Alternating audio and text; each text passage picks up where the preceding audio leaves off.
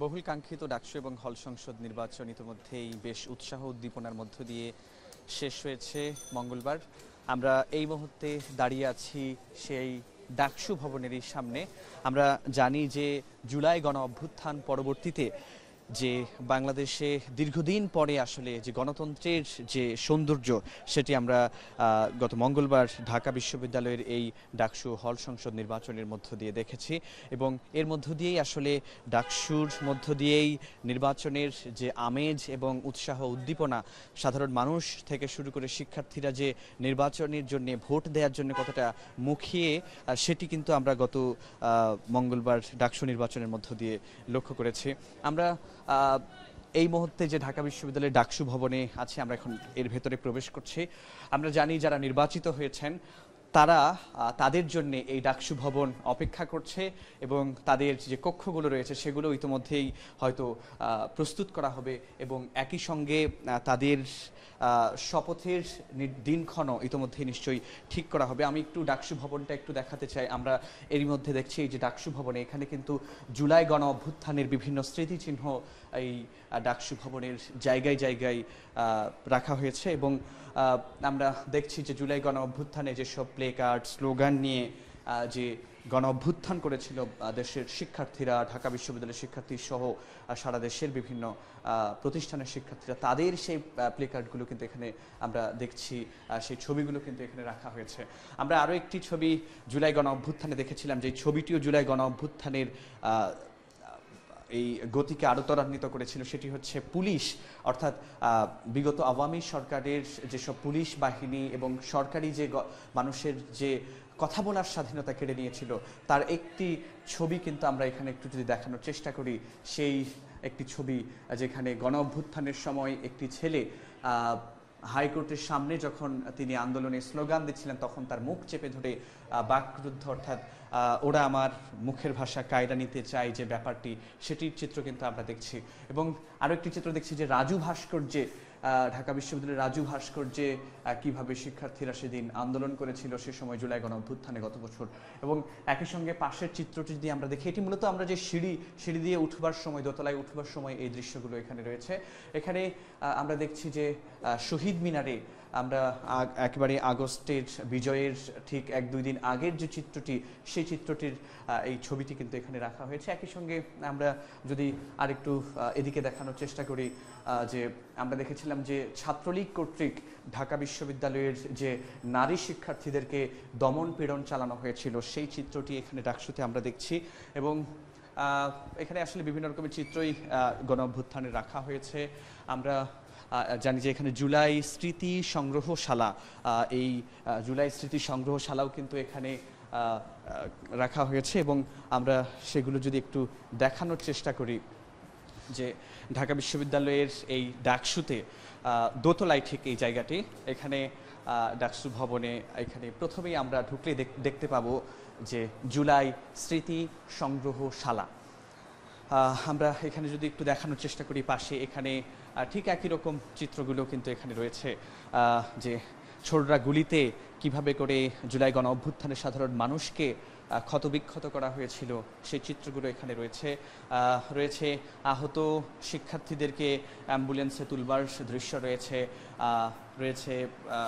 ঢাকা বিশ্ববিদ্যালয়ের শিক্ষার্থীদেরকে যেদিন ঢাকা বিশ্ববিদ্যালয়ের হলগুলো বন্ধ করে দেওয়া হয়েছিল আন্দোলনকে থামিয়ে দেওয়ার উদ্দেশ্যে, সেদিন কিছু শিক্ষার্থী কিন্তু হল থেকে যখন বের হয়ে যাচ্ছিল সেই ছবিটি আমরা দেখছি।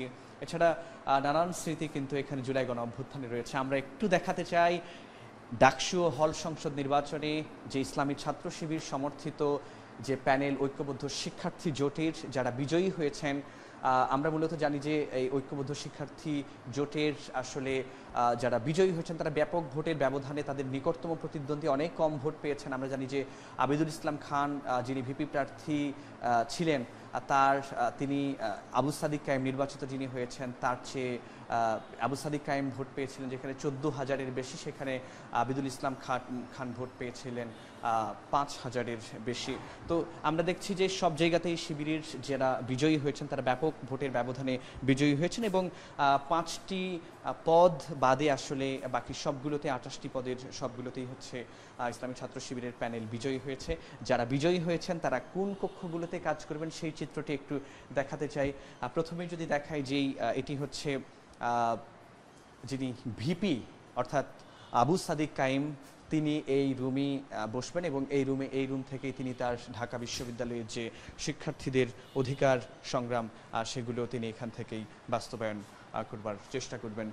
এবং রুমগুলো কিছুটা জরাজীর্ণ অবস্থায় রয়েছে, সেগুলো নিশ্চয়ই দু এক দিনের মধ্যে সেগুলো ঠিক করা হবে। এবং এরপরে আমরা অন্য রুমগুলো যদি একটু দেখার চেষ্টা করি, পাশেই রয়েছে যিনি সাধারণ সম্পাদক অর্থাৎ জিএস নির্বাচিত হয়েছেন SM ফরহাদ, তার জন্যে এই রুমটি থাকবে এবং তিনি এখান থেকে শিক্ষার্থীদের যে অধিকার সংগ্রাম সেগুলো বাস্তবায়নের জন্য নিশ্চয়ই চেষ্টা করবেন।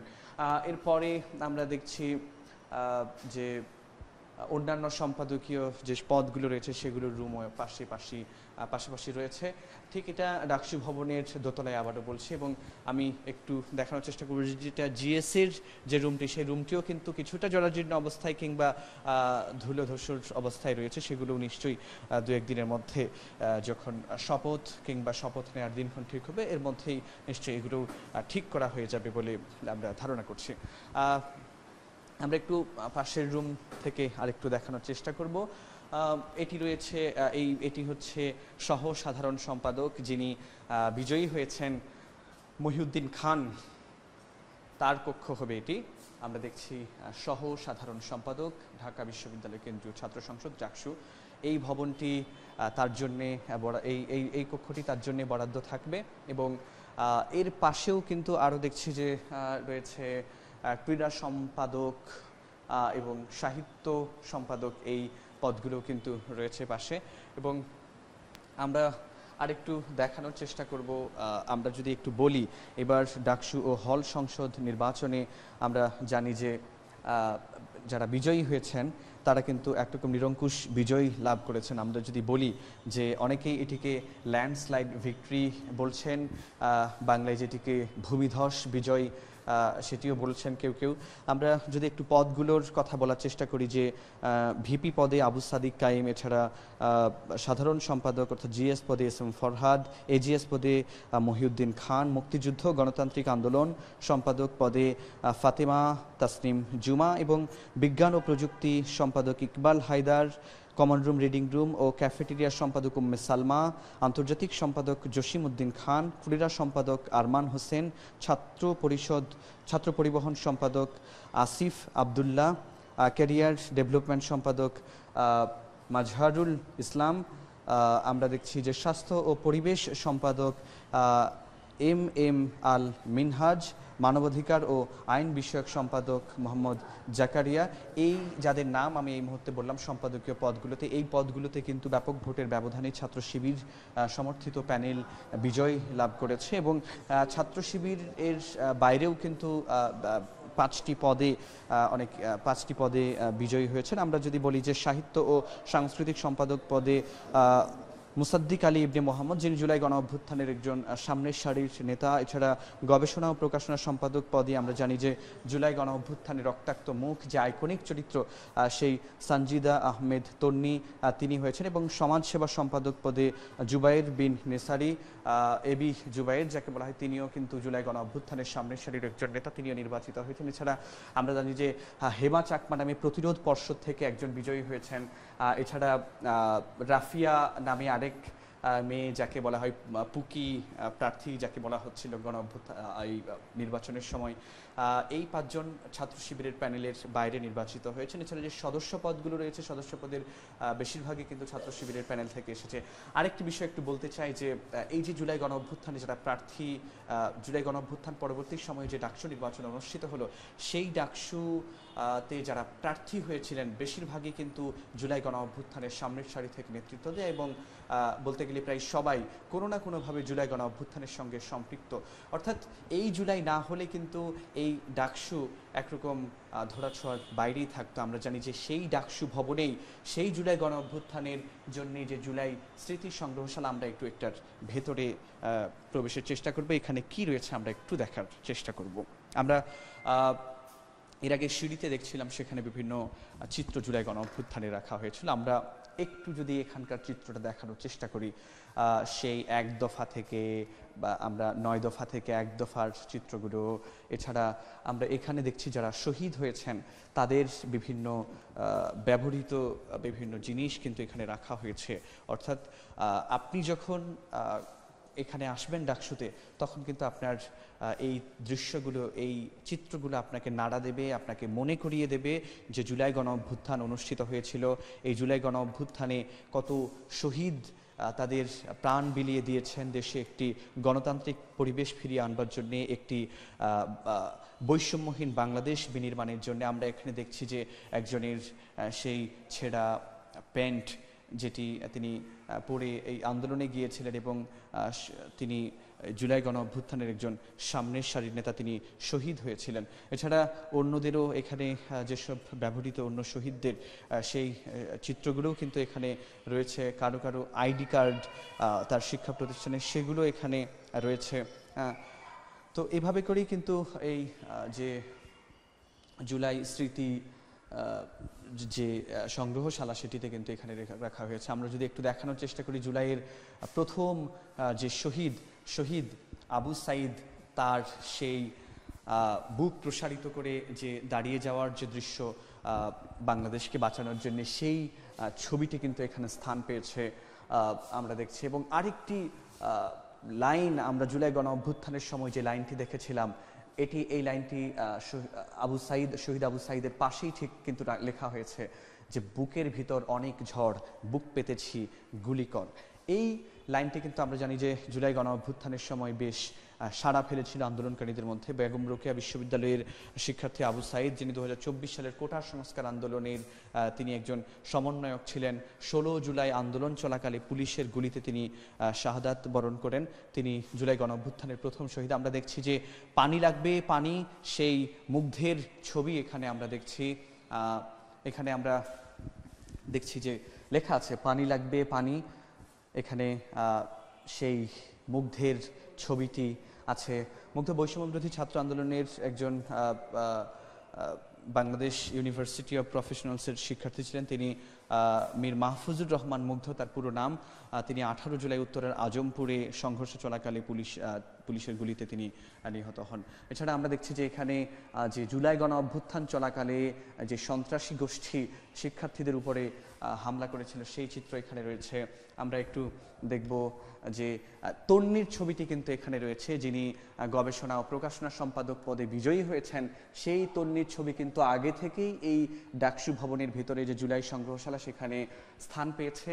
এবং সেই তন্নির শুধু ছবি নয়, এখন সে নিজেই বিজয়ী হিসেবে এখানে একজন সম্পাদকীয় পদে বিজয়ী হয়ে তিনি এখন শিক্ষার্থীদের জন্য কিন্তু কাজ করবেন।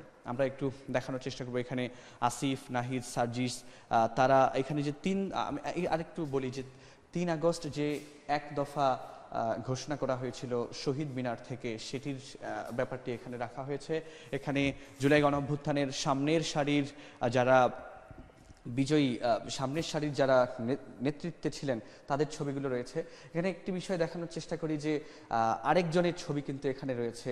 সম্ভবত আমরা ধারণা করছি এটা তারই ছবি হবে, মুসাদ্দেক আলী ইবনে মোহাম্মদ, যিনি এই ডাকসু নির্বাচনের তিনি বিজয়ী হয়েছেন সাহিত্য সম্পাদক, সাহিত্য সাংস্কৃতিক সম্পাদক পদে। তার ছবিটি কিন্তু আগে থেকে এখানে স্থান পেয়েছে। এভাবে করে মানে পুরো সংগ্রহশালাটি কিন্তু সাজানো হয়েছে। আমরা এটি একটু দেখানোর চেষ্টা করছিলাম। আমরা এখান থেকে যে চিত্রটি বারবার বলছি যে এই ডাকসু ভবনের ভেতরে আসলে জুলাই গণ অভ্যুত্থানের যে ব্যাপারগুলো, সেগুলো কিন্তু এখানে রাখা হয়েছে। অর্থাৎ আমরা যদি একটু বলবার চেষ্টা করি যে জুলাই গণ অভ্যুত্থানের যে আকাঙ্ক্ষা, সেই আকাঙ্ক্ষার প্রতিফলনই কিন্তু হচ্ছে এই যে ডাকসু নির্বাচন হয়েছে। অর্থাৎ বিশ্ববিদ্যালয়গুলো কিংবা ক্যাম্পাসগুলো, কলেজগুলোতে যে ডাকসু নির্বাচন, ছাত্র সংসদ নির্বাচন, সেটি কিন্তু আমরা জানি যে ঐতিহাসিক ৯ দফা ছিল জুলাই গণ অভ্যুত্থানের, তার একটি দফা কিন্তু ছিল যে ক্যাম্পাসগুলোতে ছাত্র সংসদ কার্যকর করা। এটি যেমন বাস্তবায়ন হয়েছে এবং এই ডাকসুর মধ্য দিয়ে বিশ্ববিদ্যালয়ের শিক্ষার্থীদের যে আকাঙ্ক্ষা, জুলাই গণ অভ্যুত্থানে যে আকাঙ্ক্ষা নিয়ে তারা জুলাই গণ অভ্যুত্থান ঘটিয়েছেন, সারা বাংলাদেশে এভাবে করে বিভিন্ন বিশ্ববিদ্যালয়, বিভিন্ন কলেজগুলোতে এভাবে ছাত্র সংসদ নির্বাচন অনুষ্ঠিত হবে, এই প্রত্যাশায় কিন্তু বিশ্ববিদ্যালয়ের সব শিক্ষার্থীর। তো এই ডাকসু অপেক্ষা করছে বিজয়ী প্রার্থীদের জন্যে। নিশ্চয়ই যারা বিজয়ী হয়েছেন তাদের শপথ অনুষ্ঠানের দিনক্ষণ ইতিমধ্যেই ঠিক করবে বিশ্ববিদ্যালয় প্রশাসন। তো এই ছিল আমার কাছে ঢাকা বিশ্ববিদ্যালয় থেকে নির্বাচনের পরের দিনের চিত্র।